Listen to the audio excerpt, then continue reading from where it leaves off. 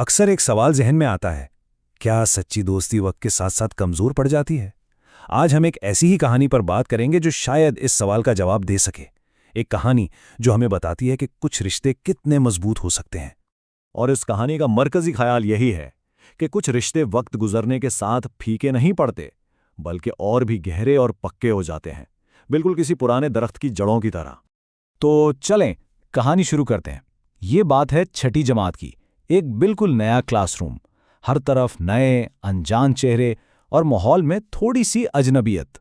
इसी क्लासरूम में एक बेंच पर आयशा और गानिया पहली बार एक साथ बैठे। बस यहीं से सब कुछ शुरू होना था। सोचें, एक नई क्लास, नया बेंच और दो लड़कियां जो एक दूसरे को जानती तक नहीं। एक नई शुरुआत में जो थोड़ी सी झिझक और तजस्सुस होता है ना, बिल्कुल वही माहौल था।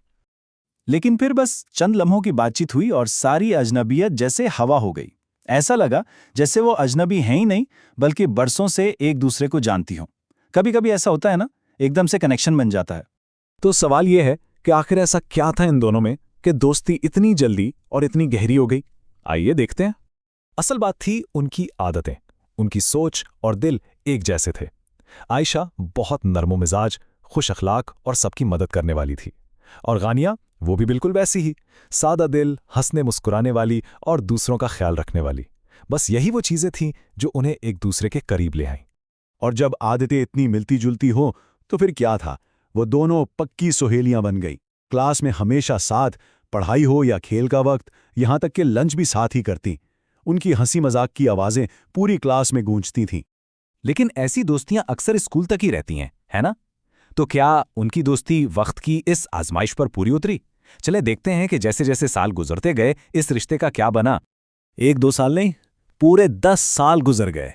और 10 साल का अरसा किसी भी रिश्ते को परखने के लिए बहुत होता है। और हैरत की बात यह है कि इतने सालों में उनकी दोस्ती बिल्कुल वैसी ही रही जैसे पहले दिन थी। ताज़ा, मजबूत। और इन 10 सालों में कभी उनके दरमियान कोई ऊंची आवाज में बात तक नहीं हुई। तो उनकी इस पक्की दोस्ती का राज क्या था?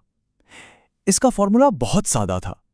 अगर कभी कोई इख्तिलाफ होता तो वो उसे प्यार से सुलझा लेती, एक दूसरे की इज्जत का हमेशा ख्याल रखती, किसी गलतफहमी को बढ़ने ही नहीं देती थीं, और सबसे बढ़कर मुश्किल वक्त में हमेशा एक दूसरे के साथ खड़ी रहती।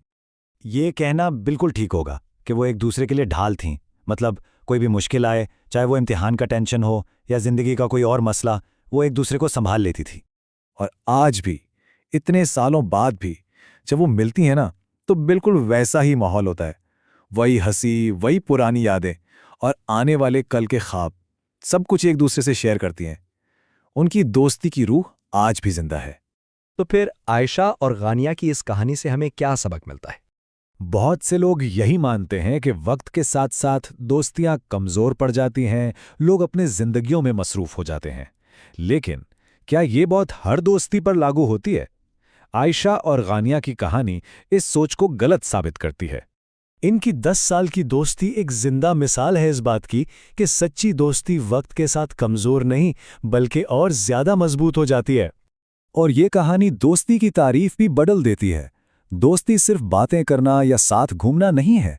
असल दोस्ती तो एक दूसरे को समझने, जैसे हैं वैसे कबूल करने और हर अच्छे बुरे वक्त में साथ खड़े रहने का नाम है।